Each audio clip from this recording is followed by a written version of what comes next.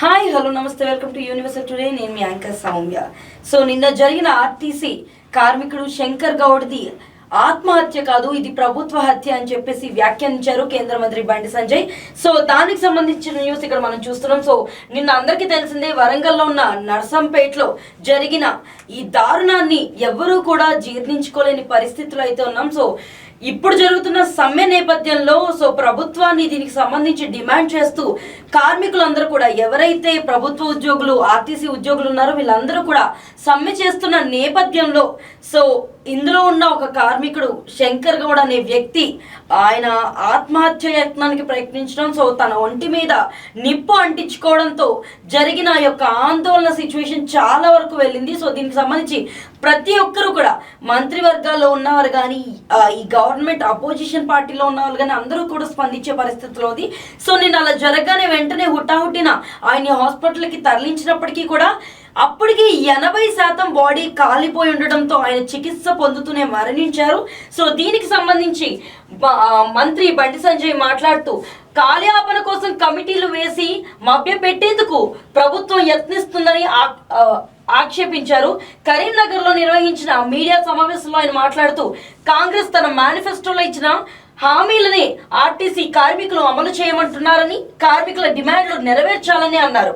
గత బీఆర్ఎస్ ప్రభుత్వం కూడా ఆర్టీసీ కార్మికుల సమస్యలపై నిర్లక్ష్యంగా వ్యవహరించిందని విమర్శించారు.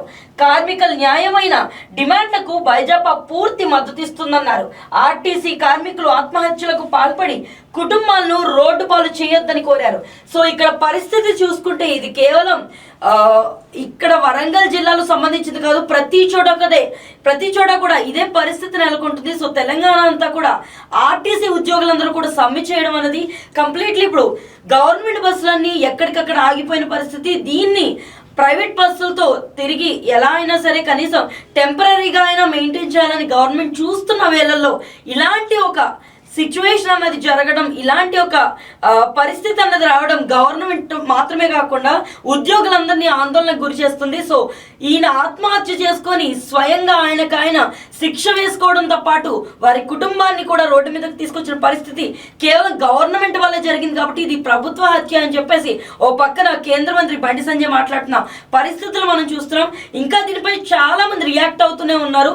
ఓ పక్కన ఎంతో విలువెల్లాడుతూ వాళ్ళ కుటుంబ సభ్యులు కూడా ఎంతో బాధకి గురవుతున్నారు. ఈ విషయం ఈయన ఆత్మహత్య చేసుకున్నాకే బయటికి రావడం, దీనిపై ఇప్పుడు గవర్నమెంట్ రియాక్ట్ అవ్వడం అనేది చాలా బాధాకరమైన విషయంగా చాలా మంది దీని గురించి బయటకు వచ్చి మాట్లాడుతున్న సంఘటనలు అయితే మనం చూస్తున్నాం. నా వరకు తీసుకురావద్దు, దీనికి ఇప్పటికీ మీరు పరిష్కారం ఇవ్వాలి కదా అని పక్క నుంచి రేవంత్ రెడ్డి గారు కూడా ఇదంతా జరిగిన తర్వాత బయటకు వచ్చి మాట్లాడిన సిచ్యువేషన్స్ ముందే రియాక్ట్ అయి ఉండుంటే, ముందే కావాల్సిన చర్యలు తీసుకొని ఉండుంటే ఇలాంటి పరిస్థితులు వచ్చేవి కాదు కదా అని చెప్పేసి కొంతమంది మాట్లాడుతున్న విషయాన్ని అయితే మనం చూస్తున్నాం. మరి ఈ విషయం ఎంతవరకు వెళ్తుంది? శంకర్ గౌడ్ ఆత్మహత్యకి ఎప్పటికైనా ఒక సొల్యూషన్ దొరుకుతుందా? దీనికి కావాల్సిన సమాధానం ప్రభుత్వం నుంచి వస్తుందా అన్నది ప్రతి ఒక్కరు కూడా వేచి చూస్తున్న విషయం. మరి దీనిపై గవర్నమెంట్ ఎలా రియాక్ట్ అవుతుంది, కాంగ్రెస్ గవర్నమెంట్ తీసుకునే నిర్ణయం ఎలా ఉండబోతుంది అన్న విషయాలు తెలియాలంటే ఇంకొంతకాలం వెయిట్ చేయాల్సిందే. మరిన్ని అప్డేట్స్ కోసం యూనివర్సల్ టుడేని ఫాలో అవ్వండి.